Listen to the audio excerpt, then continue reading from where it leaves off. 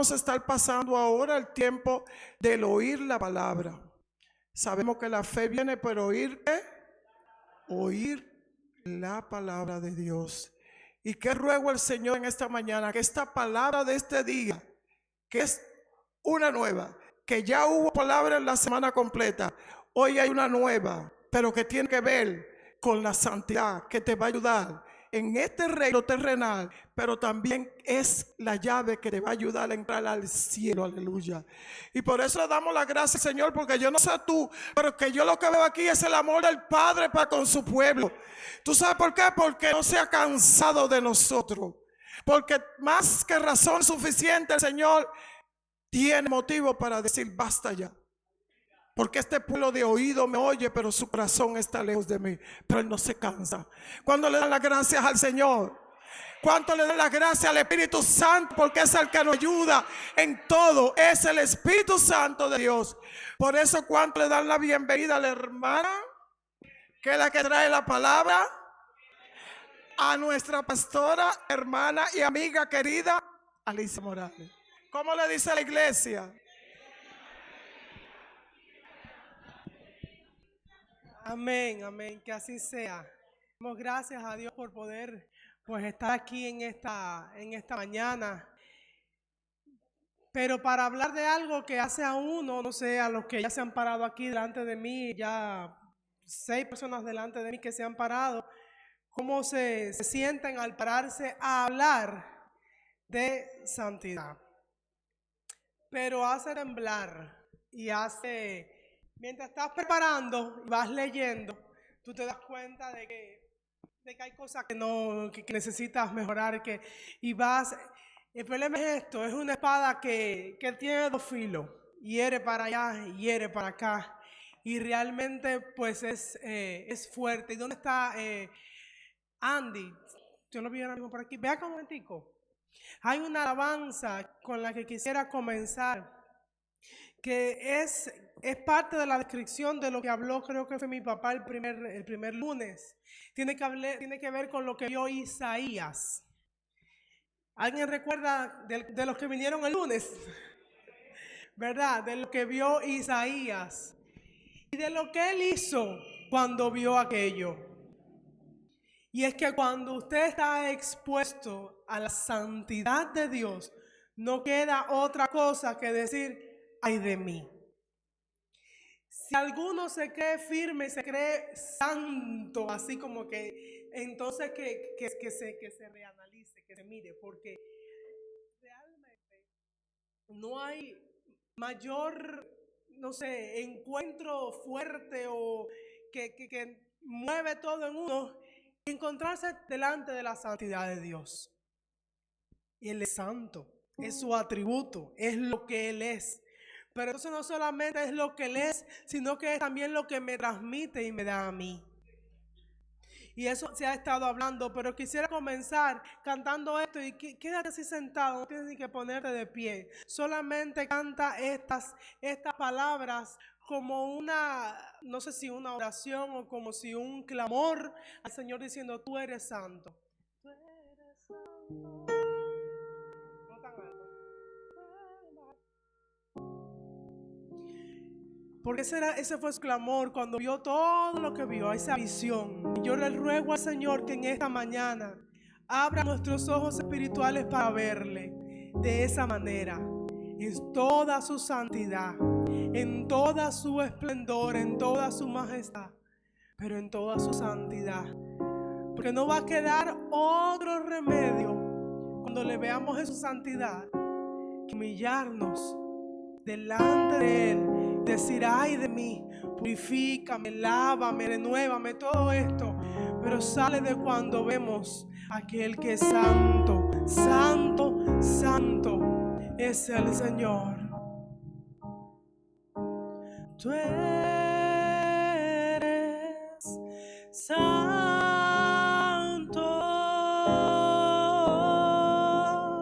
tan santo.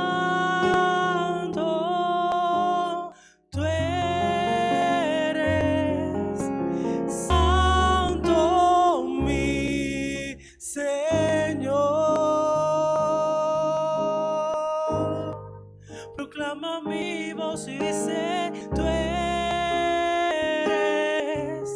santo,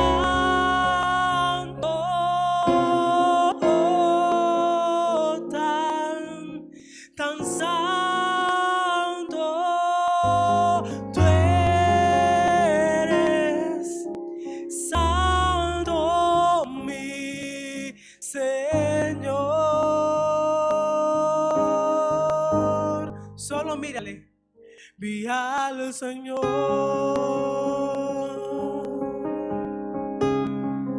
en su trono está,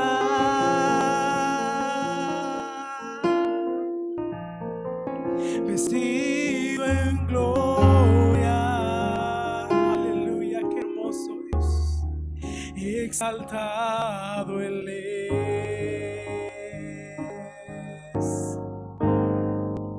El templo Él cubrió. Te pedimos, Dios, con su mano. Cúbrenos, Dios. Y los ángeles cantan sin cesar, que santo es el Señor.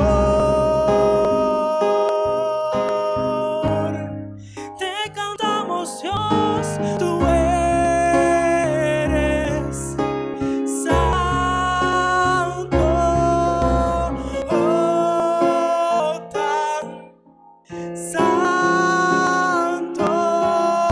Tú eres santo, mi Señor. ¿Y qué queda para decir? Ay de mí, oh Señor,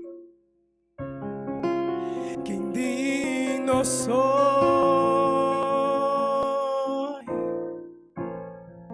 y al santo Dios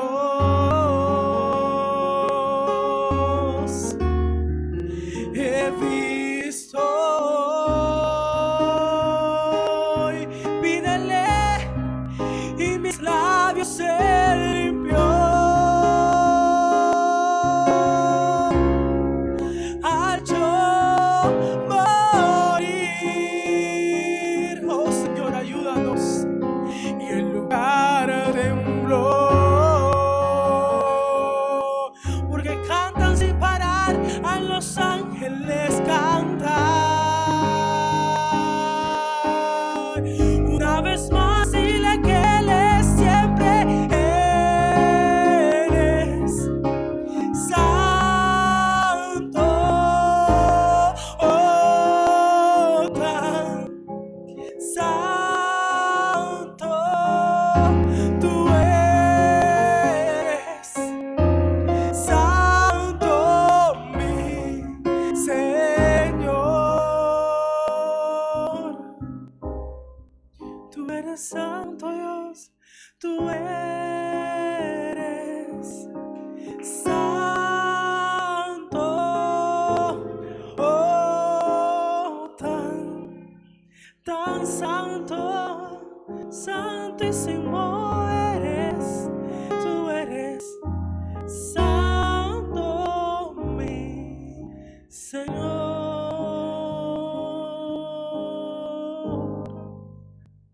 Y arriba día y noche, serafines dicen santo, querubines dicen santo, los ancianos dicen santo, y su pueblo tiene que decir santo. Tenemos que decir santo, porque la santificación nos conviene. Es absolutamente esencial para la vida de fe. Y es tanto así que las escrituras a menudo tratan la santidad como la marca del verdadero creyente. Venían tantas cosas que, créame, voy a leer bastante porque no quería que se me fueran las cosas. Y escribí para que no se me fueran. Entendamos que la voluntad de Dios para cada creyente es la santificación. Muchas veces buscamos la voluntad de Dios y en la última que pensamos es en la santificación. Buscamos la voluntad de Dios para nuestros caminos, nuestros sueños. Buscamos la voluntad de Dios para otras personas. Pero la voluntad de Dios para nosotros, para el creyente, es la santificación. Así que si hay alguien aquí buscando la voluntad de Dios, ya sabe cuál es. Es la santificación. Cristo se refirió, Jesús, a los cristianos como aquellos que ponen fe en Él y que por lo tanto son santificados. Las escrituras afirman igualmente, claramente, que aquellos que son impíos, pecadores, penitentes, desprovistos de cualquier amor de Dios, de justicia de Dios, no tienen parte con Él. Pero los verdaderos creyentes, como dice Hebreos 12:14, son aquellos que buscan vivir en paz con todos y la santidad, sin la cual nadie verá al Señor. Ya eso, solamente decir eso, encerraría todo. Sin santidad, nadie verá al Señor. ¿Quieres ver al Señor? Ay, Dios mío, ¿para qué vienen a la iglesia entonces? Es decir, ¿para qué venimos acá? Usted viene acá como yo vengo porque mi meta final es verle cara a cara. Es estar con Él para siempre. Mi meta no es venir y marcar un asiento y venir y cantar junto con todos, aunque es parte de, pero no es la meta. La meta es verle cara a cara y estar con Él. Pues sin santidad nadie le va a ver y eso nos debería de hacer temer y temblar. Y es un temor que yo digo, el temor de Dios, ese que decimos que esa reverencia que sale del mismo amor, pero a la vez conocimiento de Dios. Cuando tú conoces a Dios, tú temes a Dios. Cuando tú entiendes que Dios es santo y tú conoces su santidad, tú vas a santificarte para poderle ver. Porque sin santidad no le vamos a poder ver. Una vida no santificada es la marca de un impío, de un incrédulo. Así que definitivamente la línea está clara.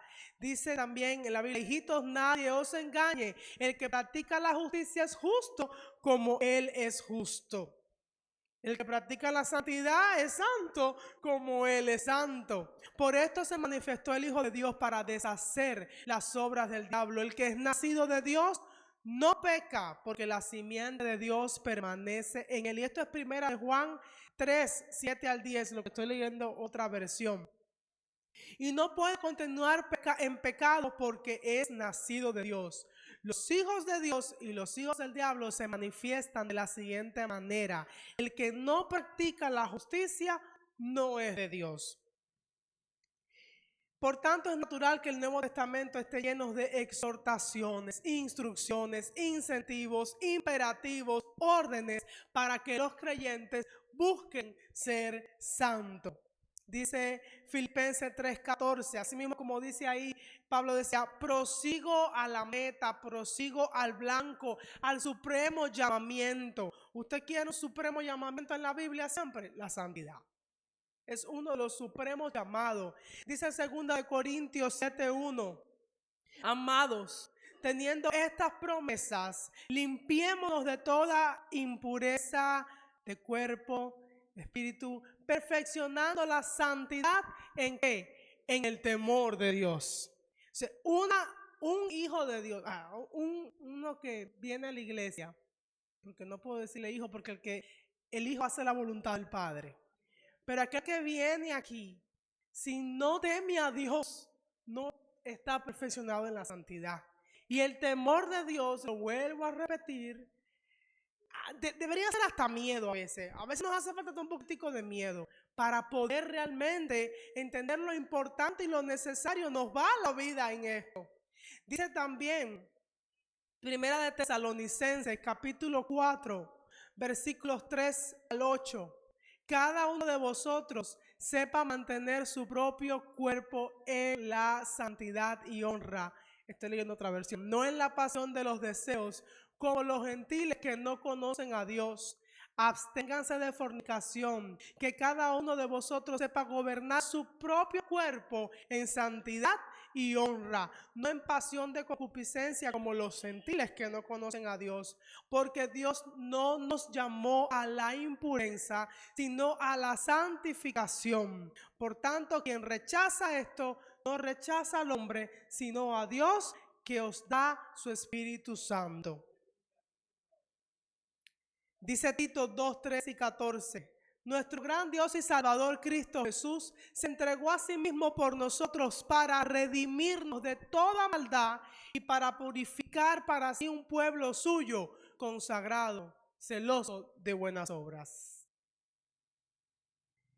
Así que de Romanos 6:22 también nos dice: después de todo, ahora habiendo sido libertados del pecado y hechos esclavos de Dios, tenéis por fruto la santificación y como fin la vida eterna. Eso es para nosotros. Así que definitivamente el Nuevo Testamento está lleno de exhortaciones, de llamados como esto, a poner en prioridad la santificación. Sin embargo, lamentablemente hoy muchas veces en muchos lugares, sobre todo el nuevo púlpito de hoy, que son las redes sociales, es el púlpito más amplio que hay, donde todo el mundo tiene voz, tiene micrófono, tiene púlpito, tiene una Biblia en la mano y está predicando, y usted viene y escucha un poquitico de eso y sacamos esos famosos reels, que son pedacitos de algo más largo, y usted saca un pedacito que parece que estaba bueno, incluso lo comparte o empieza a escuchar a esa persona que dijo eso, y cuando usted sigue escuchando son disparates y cosas tan tremendas. Por eso hay que tener tanto cuidado con lo que se está escuchando hoy, porque lamentablemente muchas de estas cosas se están alejando de la santificación. Mucho de esto. Y si quieres un motivo para decir, es que sí, tengo que esforzarme en ser santo, pues la palabra dice que Dios mismo dijo: sé santo porque yo soy santo.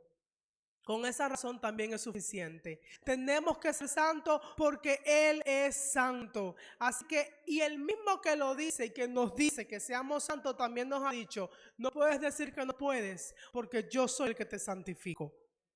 Es decir, no te está dando una cosa que sea imposible, sino que te ha dicho: yo soy santo y yo te santifico. ¿Quién te santifica? Jesús, el Espíritu Santo te santifica. Jesús vino a tomar nuestra posición de carne para desde la carne vencer al pecado, para que tú y yo hoy podamos en Él ser santos. Y vamos a ver algo de eso más adelante. Cada día, muchos creemos que deberíamos ser más santos, pero lo hemos buscado de manera errónea. Ser santos en nuestra fuerza y para nuestra gloria no tiene nada de ser santo. Ser santos en la fuerza de Cristo y para su gloria es el llamado y es el gozo que encontramos.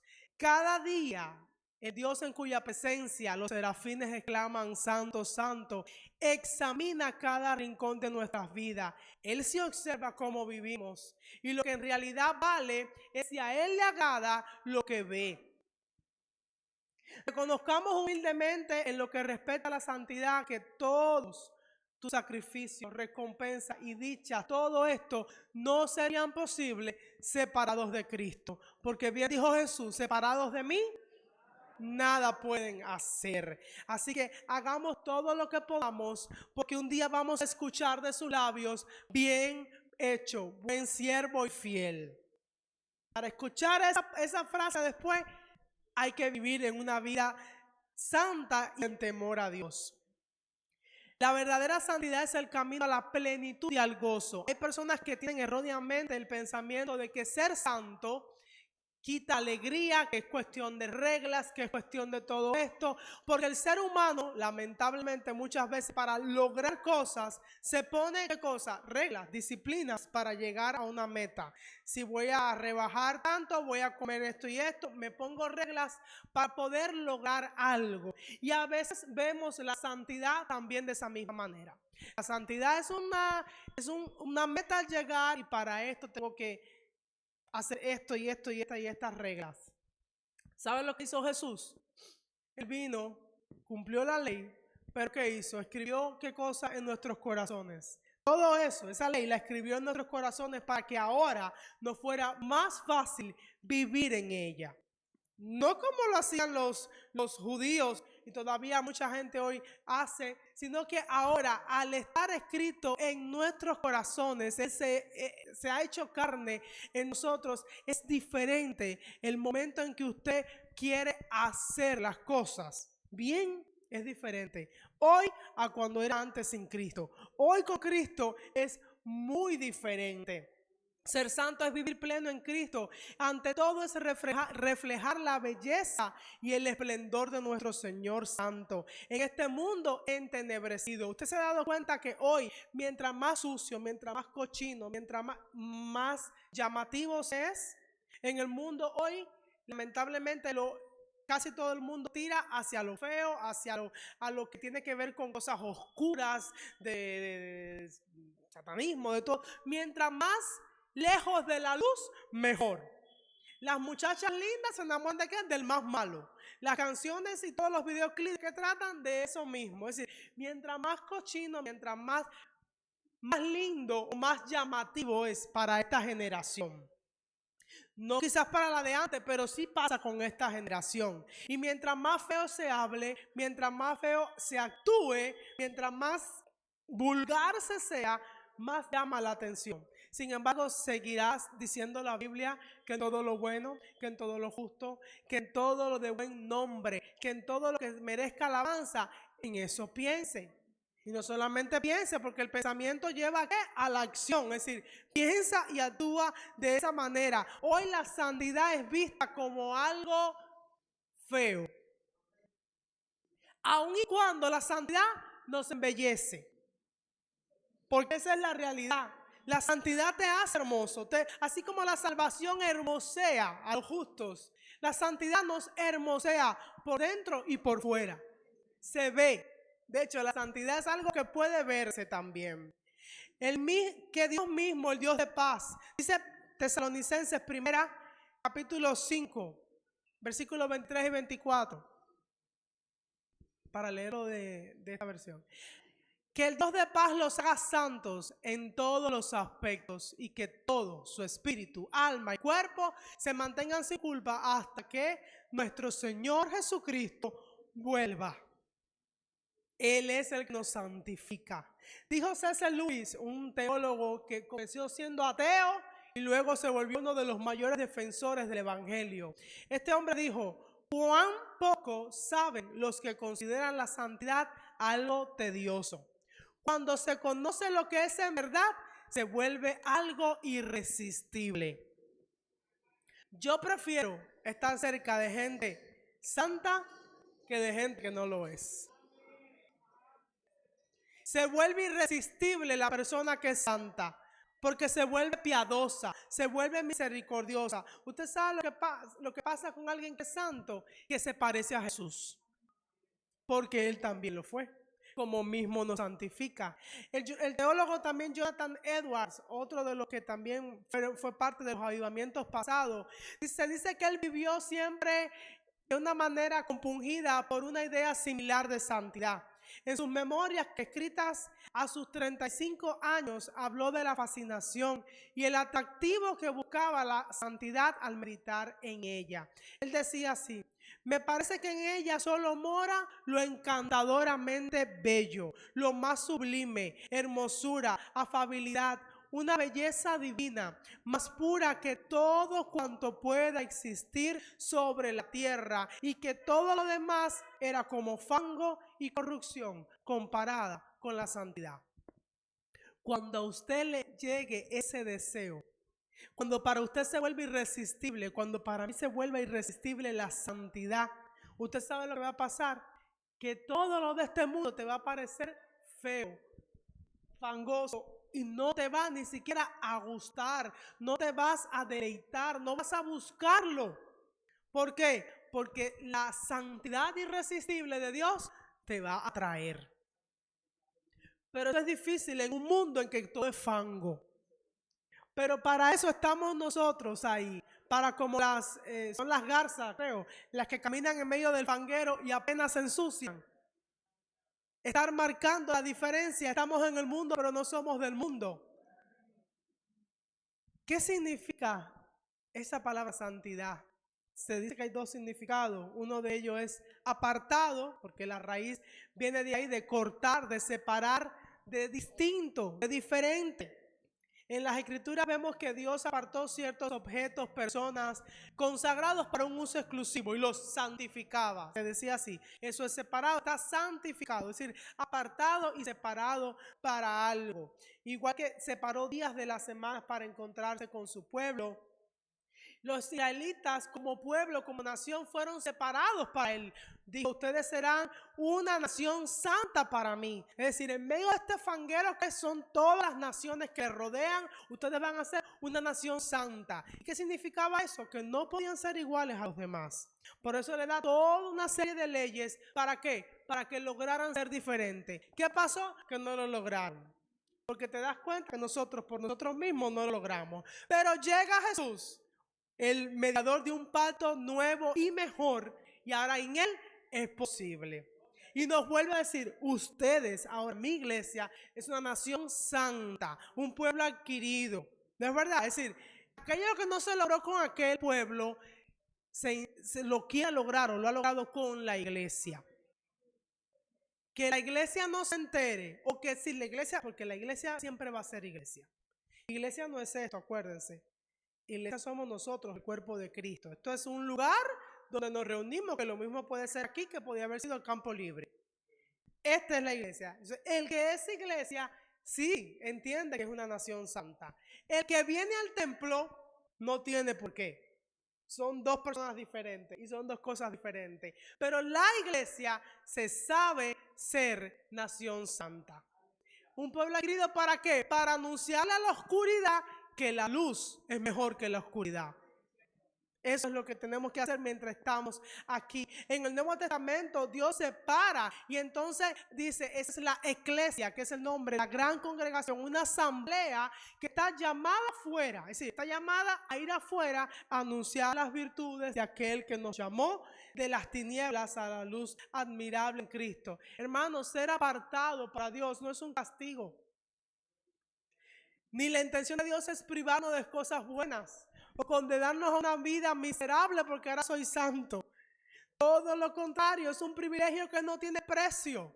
Es un llamado a pertenecer, a ser estimado, a entrar en una relación de amor exclusivo con Dios. Así como un novio manifiesta su intención de apartar a su novia de todas las demás mujeres, y ayer aquí renovaron los votos, ¿es verdad? Y una de las cosas que se dice es esa: separándome de todas las demás mujeres, de los demás hombres, me conservaré solo para ti. Por eso el matrimonio es santo también. El matrimonio es una expresión de la santidad de Dios también. Y el que lo vive como debe de ser, experimenta y vive en la santidad de Dios en el matrimonio también. También es pureza moral, ser santo, separado. Y es la otra cara de la santidad. Tiene que ver con ser puro, limpio, libre de todo pecado. En ese sentido es reflejar el carácter moral de un Dios que es santo. Y eso nos toca a nosotros. Dice en 1 de Timoteo 5:22, le decía Pablo a Timoteo, consérvate puro. En 1 de Corintios 15:34 decía, vuelvan al sano juicio, dejen de pecar. Segunda de Timoteo 2:19, que se aparten de la maldad todo el que invoca el nombre del Señor. Romanos 12:9, aborrece el mal y aférrate al bien. La santidad no es solo para un puñado selecto de gigantes espirituales, ni personas piadosas cuya única ocupación es sentarse el día entero y decir, yo soy santo, yo soy santo. Eso no funciona así. La santidad es para las mamás que luchan con sentimiento de desánimo, de inutilidad, cuya tentación es sentir compasión de sí misma, refugiarse en novelas románticas turcas y coreanas o buscar los brazos de un hombre a ver si la comprende. Es para estudiantes, muchachos juveniles que están aquí, que están bajo el bombardeo permanente y la presión de conformarse al mundo y ceder a las formas impías de entretenimiento que le dan. Es para personas viudas, divorciadas, solteros que se sienten solos y luchan con permanecer sexualmente puros. Es para esposos, esposas que luchan contra la amargura hacia el cónyuge que los ha abandonado y los ha maltratado. Es para hombres que se sienten tentados a engañar en sus informes y reportes a sus esposas o a sus administrativos, es renunciar al liderazgo, a esos que están tentados a renunciar al liderazgo del hogar. Dice la palabra de Dios que todo el que invoque el nombre del Señor será salvo. Y eso también nos lleva a una llamada de vida santa. Es importante comprender que Dios no nos ordenaría hacer algo sin antes facultarnos para cumplirlo. Él sabe que es imposible, ya lo vio en Israel, era imposible ser santo sin Él. Por eso Él ha dispuesto que podamos vencer el pecado mediante la cruz. Por eso envió a su Espíritu a vivir en nuestros corazones. Y eso le da a cada creyente el recurso llamado gracia, por la cual recibimos el anhelo y el poder para ser santos. De mí no sale el deseo de ser santo, pero como de Él viene todo lo bueno, Él pone en mí ese deseo. Cuando usted se da cuenta que no tiene deseo de buscar la santidad, analícese que de seguro no está muy cerca de Dios en esos días. Pero mientras más cerca estás de Él, este anhelo de ser santo está ahí. Y es fruto de una relación. La verdadera santidad se cultiva en el seno de la relación con Dios. Su amor por nosotros nos mueve a rechazar cualquier otro amor inferior a todos los placeres del mundo, que el misma la palabra dice que todos los deseos, la vanagloria de la vida, todo esto va a pasar. El mundo pasa y sus deseos también, pero el que hace la voluntad de Dios permanece para siempre. La realidad de que Él es nuestro Padre y nosotros sus amados hijos nos lleva a anhelar una cercanía y nos insta a evitar todo lo que pudiera interferir en la relación. ¿Cuántas veces no sabemos que lo sentimos? Sentimos esa vocecita que te dice: no lo hagas, no vayas, apaga. Y tú haces lo que quieres al final. Pero sí está ese llamado de alerta de Él. ¿Para qué? Para ayudarte en la santificación. Está haciéndolo, pero si no hay relación, pasas por encima su voz. Sí, la santidad implica seguir normas, pero la obediencia que Dios nos pide no es fría, rígida ni gravosa. Es la respuesta afectuosa, gozosa y amorosa al Dios que nos ama y nos ha creado para disfrutar de una comunión íntima con Él. Hermano, no podemos, lo que tenían Adán y Eva en el jardín del Edén, que lo perdieron, que al día hablaban con Dios como si nada. ¿Cómo era su estado? Un estado de santidad total. Por eso podían ver a Dios. Pero una vez que entró el pecado, ¿qué pasó? Ya se acabó. Fuimos separados, fuimos cortados en ese momento, sacados del lugar en que se podía tener intimidad con Dios. Pero Jesús por eso es tan importante, por eso lo es todo. Él vino a que nosotros pudiésemos volver a tener esa relación con Dios. ¿Cómo? Santificándose Él primero para santificarnos a nosotros. Entonces no es imposible, sí se puede. La santidad extrema, que mucha gente dice: ay, eres demasiado radical. Es mejor ser radical por la santidad. Es mejor. ¿Por qué? Porque usted quiere decirle: es que tú no me conoces. Si no soy así, entonces soy radical para el otro lado. Así que es mejor ser radical por la santidad. Lo que tengas que hacer por la santidad, hazlo. Jesús, ¿a qué nos llamó Jesús? Si te es un problema el ojo, sácatelo. Si la mano, pícatela. Eso no es radical. Eso no es extremo. Él sabe, dice: es mejor que entres al cielo faltándote algo a que completico ardas en el infierno. Entonces, la santidad es así de extrema. Hay un jabón muy rico que es marca Ivory. No sé si alguna vez lo ha tenido, pero en algún momento lo he tenido. Y se dice que ese jabón es 99% seguro. Ya ese por ciento embarcó lo demás cuando es con santidad. En la santidad no se puede ser 99% santo. Porque ese 1% de suciedad acabó con todo. En la santidad tenemos que ser 100% santos. Es un compromiso total y absoluto. Sean santos en todo lo que haga, dice primera de Pedro 1:15. Esta pasión por la pureza es una cosa que tiene que salir de ti, pero ya te digo, lo pone Él. Y no puedes decirme: no la tengo porque Él no la ha puesto. No conoces a Jesús. Si vas a decir que no tienes pasión por la pureza por culpa de Jesús, porque Él no la ha puesto, estás equivocado. No conoces a Jesús. Conoces a algún otro Dios, pero no es el Dios santo. Así que buscar la santidad es buscar el gozo, infinitamente mayor que cualquier cosa terrenal. Después del poder de Dios, dijo Blaise Pascal, la belleza serena de una vida santa es la más poderosa influencia en el mundo.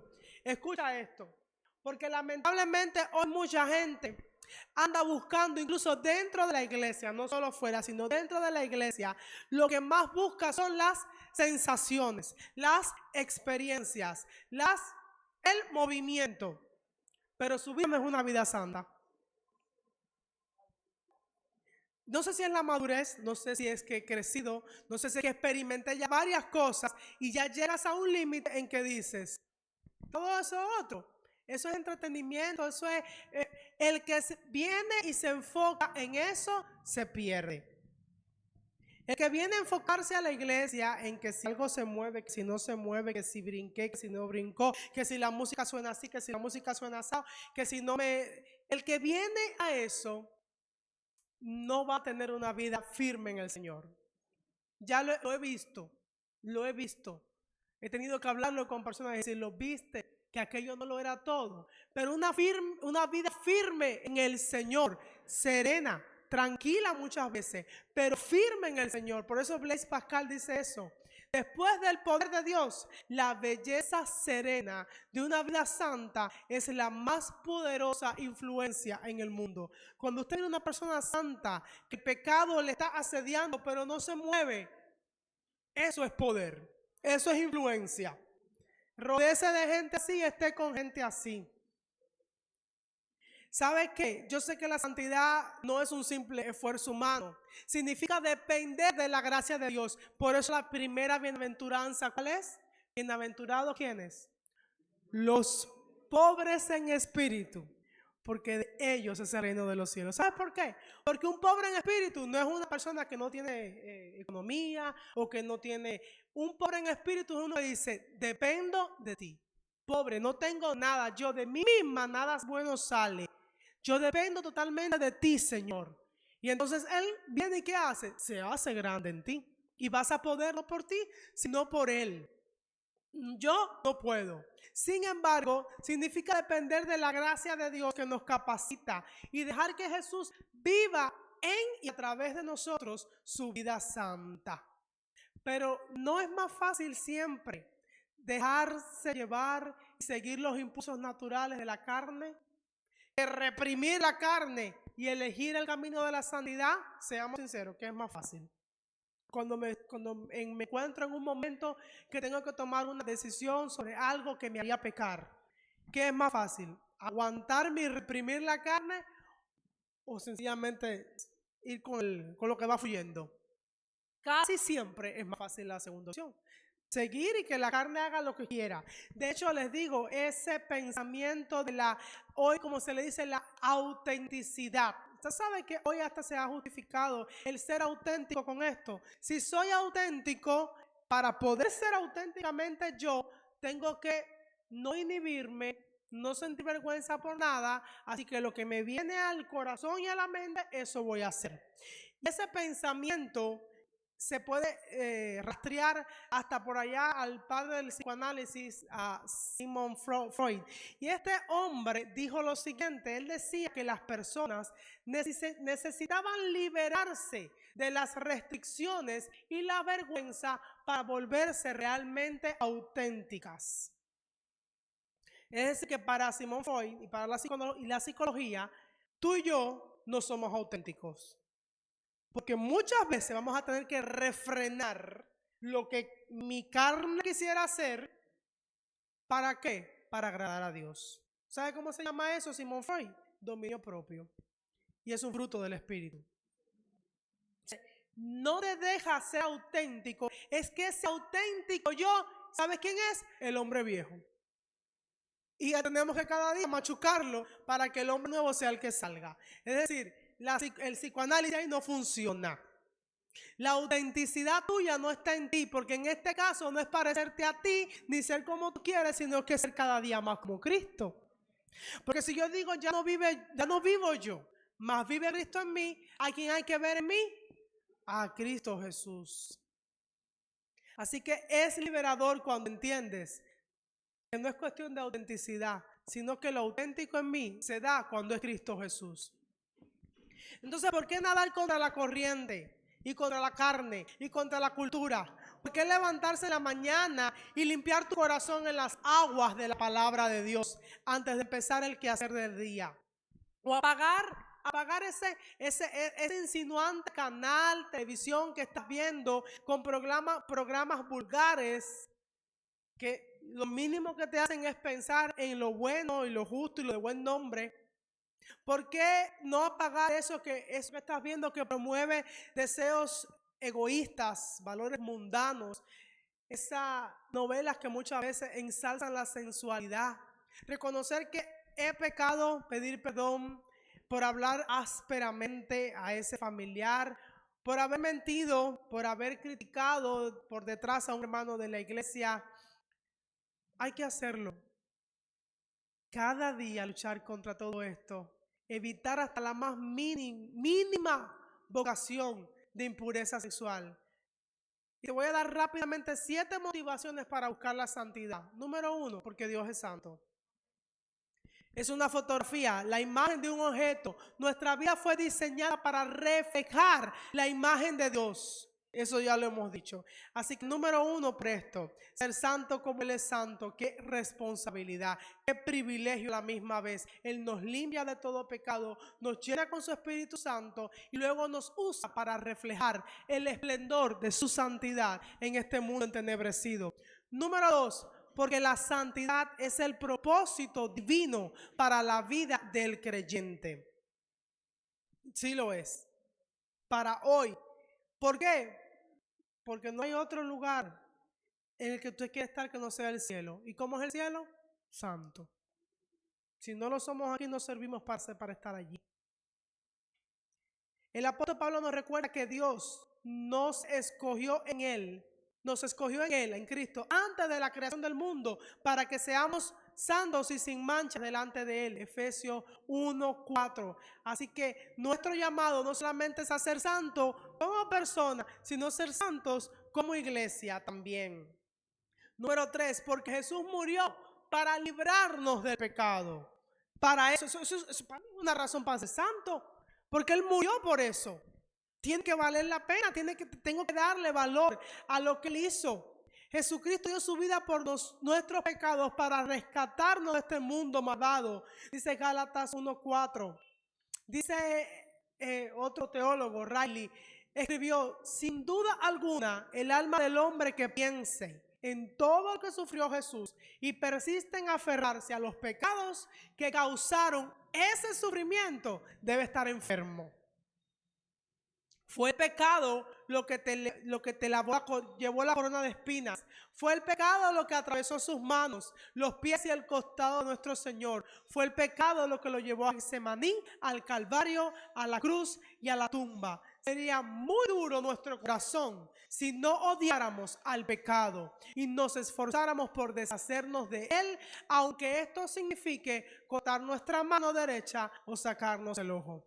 Cuando toleramos nuestro pecado, rehusamos apartarnos de él, despreciamos el amor y la gracia de Cristo, pisoteamos su cruz y desechamos su muerte y su sacrificio por nosotros. Hebreos 10, 26 al 29 dice algo que da miedo. Si después de recibir el conocimiento de la verdad, pecamos obstinadamente, ya no hay sacrificio por los pecados, solo queda una terrible expectativa de juicio, el fuego ardiente que ha de devorar a los enemigos de Dios. Cualquiera que rechazaba la ley de Moisés moría irremediablemente por el testimonio de 2 o 3 testigos. ¿Cuánto mayor castigo piensan ustedes que merece el que ha pisoteado al Hijo de Dios, que ha profanado la sangre del pacto por la cual había sido santificado y que ha insultado al Espíritu de la gracia? Cuando el profesor le dijo que la santidad es cosa seria, pero a la vez es cosa hermosa. No podemos verla, pero sí es una realidad. Si por nosotros murió y pasó todo lo que pasó, ¿quiénes somos nosotros para ahora, como nada, así mira, como nada, pisotearlo y pecar, sin que siquiera, aunque sea, duela un poco? Número 4, porque somos santos. Pablo muchas veces cuando hablaba a la iglesia decía, a los santos en no sé dónde, a los santos que están en Frigia, a los santos nos llama santos. ¿Por qué? No son los santos de la iglesia católica, no son los santos de las religiones afrocubanas, son los santos redimidos por la sangre de Cristo. Y por eso nosotros tenemos que entenderlo. Él me dice santo, me llaman santo, déjame vivir como un santo verdaderamente. Decía Pablo allá en Efesios 5:3, entre ustedes ni siquiera debe mencionarse la inmoralidad sexual, ni ninguna clase de impureza o de avaricia, porque no es propio del pueblo santo de Dios, es decir, de los santos. Nada de esto es propio. 5, porque nuestra intimidad con Dios depende de ello. ¿Usted no se ha dado cuenta que cuando está en pecado, no le es fácil arrodillarse y orar? ¿No se ha dado cuenta que cuando no está en santidad, le es muy difícil realmente? A ver, hay de todo en la viña del Señor.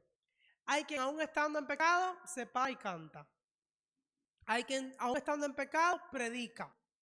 Últimamente, en estos últimos 5 años, el nivel de exhibición de famosos pastores, famosos maestros de la Biblia, expuestos en pecados inmorales es horrible. Horrible, horrible. Personas que yo decía, ay, sí, a nadie tú puedes decir, mira, no ponga la mano en la candela por nadie, porque es increíble. Y no son cosas que, caí y ya, llevaban años en adulterio. Y años, dice, pero ¿cómo se podía parar a predicar y decir que el adulterio, que el cielo, que el infierno, si estabas viviendo aberrantemente de esa manera? ¿Cómo se puede? Cuando ya se ha perdido todo temor de Dios, cuando ya lo que te queda es una expectativa del infierno, definitivamente. Entonces, cuando usted está así, no puede tener verdadera intimidad con Dios. Puede ser un conocimiento teológico, práctico, un conocimiento ¿cómo se dice cuando no es práctico? Lo otro, teórico, pero de práctico nada. Porque cuando se está así, si hay algo que es difícil, es tener intimidad con Dios. ¿Por qué? Porque el mismo pecado te hace, mira, sepárate. ¿Qué pasó? ¿Quién pecó? ¿Dios o Adán? Adán. ¿Quién fue preguntando dónde estás? Dios fue preguntando. ¿Y qué hizo Adán? Se escondió. Cuando estamos así, lo primero que hacemos es escondernos. Así que ni vas a orar, ni vas a leer la Biblia porque ahí te habla. Número 6. Porque viviremos por la eternidad en una nación santa. ¿Qué tú haces si no quieres ser santo y quieres pasar la eternidad en un lugar que va a ser santo? Tienes que ser santo, tiene que gustarte la santidad, tienes que amar la santidad desde ahora, porque después vas a estar en una nación santa. Apocalipsis lo que más dice eso, y la nación santa, y será, habla de un lugar, de una ciudad santa. Si vamos a vivir allí, tenemos que vivir aquí. Dijo Carlos Spurgeon, ¿acaso piensa ir al cielo con su impiedad? Dios expulsó del cielo a un ángel por causa del pecado. ¿Crees que tolerará a su diestra un hombre complicado? Dios aboliría el cielo antes que permitir que el pecado pervierta el cielo. Es un lugar santo. Allí no vamos a llegar de otra manera. Así que este mundo, que no es más que la antesala de la eternidad, tenemos que trabajar para llegar allí y amar la santidad. Porque el bienestar de otros depende de ellos. Número 7. ¿Usted sabría eso? Que incluso su santidad es bien para mi bienestar. Porque somos un cuerpo. Y si un cuerpo se duele, y si un cuerpo no es santo, está ensuciando el resto. Es decir, es complicado esto. ¿A usted le conviene que mi papá sea santo? ¿Sí o no? ¿Usted se imagina a su pastor predicando una cosa y viviendo otra cosa? Acaba con usted. ¿Tú sabes cuántas iglesias hay destruidas ahora mismo? Por eso mismo que le contaba. Porque los pastores que les enseñaban y que eran santos, parecían, al final no lo eran. Yo le digo que es cuestión de temer y temblar con todo lo que está pasando antes de la venida del Hijo de Dios. El bienestar para otros depende también de ello. Cuando me siento tentado con placer en secreto mi carne y hacer cosas que sabemos que no agradan, ser negligente, ceder ante emociones egocéntricas, en verdad me ayuda a hacer un alto y pensar en el efecto que mi decisión produciría en las personas que me consideran, por ejemplo, un ejemplo a seguir. Yo experimenté eso una vez. Una vez un jovencito se acercó a mí y me dijo que estuvo al punto de caer en fornicación. Y me dijo, pero en el momento en que ya casi podía ya cometer error, me viniste a la mente. Y dije, me dolió cómo tú te vas a poner cuando supieras el dolor que te iba a causar a ti que yo había fallado al Señor. Fíjate tú cómo en ese momento le ayudó a él mantener la santidad, el bienestar de otro. Así deberíamos de cuidarnos y amarnos unos a otros, como un solo cuerpo. Yo no voy a hablar de pecado porque sabemos lo que es el pecado. El pecado es lo que hace todo esto que desagrada a Dios, que acaba con nosotros, que nos quita vida, que nos aleja de Dios. Todo esto exactamente está ahí. Pero para esto, para luchar contra ese pecado, Él nos ha provisto de 6 canales. Hay más quizás, pero quise reducir a 6 canales, formas de su gracia que nos ayudan en el proceso personal de santificación y transformación personal. Número 1, la palabra de Dios. Ese es el número 1. Jesús oró, Juan 17:17, santifícalos en tu verdad. Tu palabra es la verdad. Así que uno de los lugares en que encontramos ese canal para santificarnos es la palabra de Dios. ¿Con qué limpiará el joven su camino, muchachos? Con guardar la palabra. Y no es guardarla debajo de la almohada o en la mochila, es aquí. Y cuando la guardas aquí, sale y se pone por obra. Si la palabra de Dios es una de las maneras de su gracia para santificarnos. Piensa por un momento. ¿Te alimentas constantemente con la palabra de Dios lo suficiente? Alguien me decía no hace mucho que él había leído más la Biblia en aquellos días que no hubo por días corriente, ni conexión, ni internet, ni nada, que él había leído más en toda su vida. ¿Por qué? Porque era lo que cogía en el teléfono, cuando no había más nada, se ponía a leer la Biblia. A veces pareciera que nos hace falta desconectarnos de este mundo para leer más la palabra de Dios. ¿Has pensado en cómo te ha protegido la palabra de pecar? ¿No te ha venido que cuando vas a hacer algo o algo está en un impulso carnal en ti, te viene un versículo bíblico y ahí tú dices, no puedo hacerlo? ¿Te nutres más de fuentes? ¿Cuál? ¿De fuentes seculares, fuentes mundanas de este mundo o de la palabra de Dios? Ahí va a estar tu grado de santificación. Número 2, la confesión. Esa cosa que casi nadie, y no es la confesión del Papa, no es la confesión al cura, no es la confesión al pastor.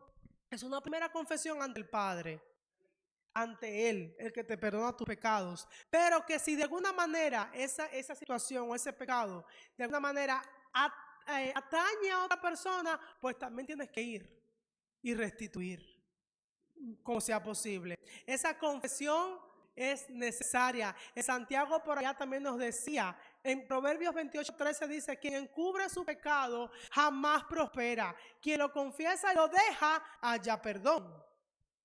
También Santiago 5:16 dice, confiésense unos a otros sus pecados y oren unos por otros para que sean sanados. Es decir, la parte de confesar el pecado sí también es necesaria. ¿Cuándo fue que de manera consciente la última vez que dijiste, Señor, te fallé en esto? No por todos mis pecados. No, Señor, te fallé en esto. Eso te hace pensar y ser consciente y ser intencional. Señor, te fallé en esto. Y me di cuenta y lo sé y me dolió y perdóname. Hermano, te fallé en esto. Perdóname. Ay, ya nos seguimos igual, así que no tengo que decirle nada. No, eso trae, dice la Biblia, que sanidad. Trae sanidad. Número 3, comunión. Y cuando me refiero a comunión, me refiero a la Santa Cena, a ese momento que también se le llama la comunión. ¿Sabe usted qué? Cuando tomamos el pan y el vino, no solamente estamos hablando de que Cristo viene y anunciándole, sino que también nos une como iglesia también. Y una de las cosas que usted hace cuando sabe que hay Santa Cena, ¿qué cosa es? En esa semana, ¿cómo usted se porta? ¿No es verdad? Se porta bien y bueno, es que el domingo hay Santa Cena, así que deberíamos vivir todos los días o tomando Santa Cena para que entendamos y vivamos a la luz de esa realidad, o ser un poquitico más intencional y decir, Señor, todo el tiempo, purifícame, lávame. Porque cuando tomamos la sangre y el cuerpo de Cristo, metafóricamente, estamos realmente anunciándole que Cristo viene a buscar a quién, a un pueblo como. Eso me recuerda a la santidad. El cuerpo de Cristo es también un canal de gracia para santificarte. Hay mucha gente que no se quieren congregar, que ahora tienen iglesias y pastores online y demás, pero el cuerpo de Cristo es la forma en que Dios no nos ha dejado solo en nuestra lucha contra el pecado. En su gracia nos ha puesto en un cuerpo de creyentes y estamos llamados a cuidarnos mutuamente y resistir juntos a los enemigos de nuestra santidad.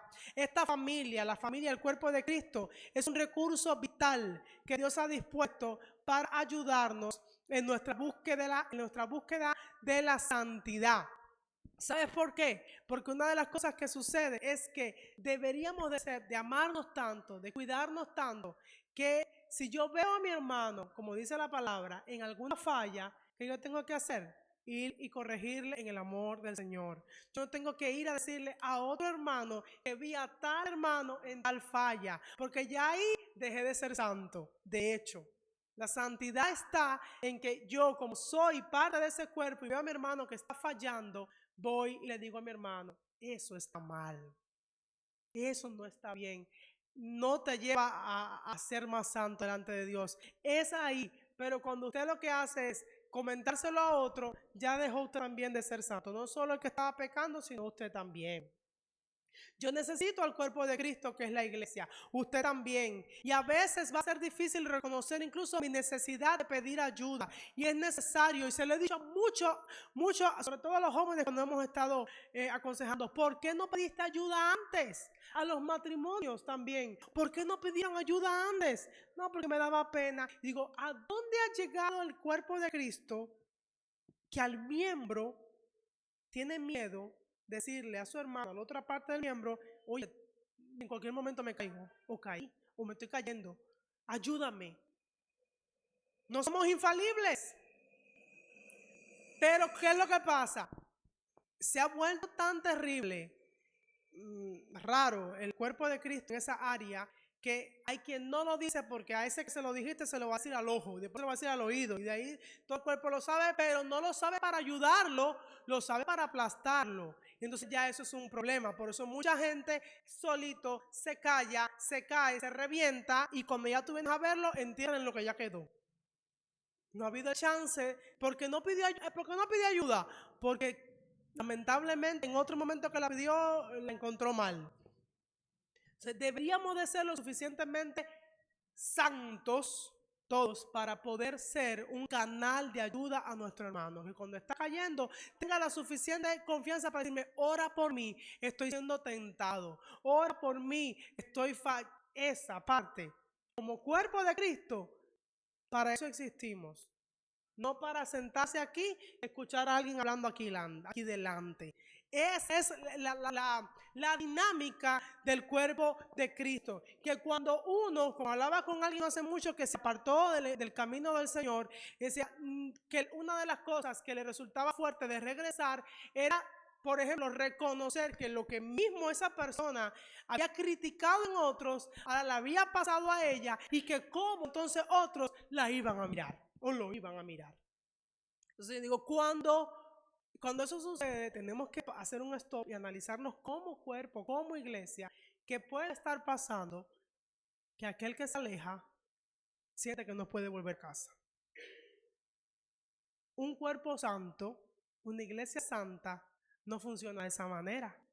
Porque mi santidad no me aleja de ti en el sentido de que no te pueda recibir y ayudar.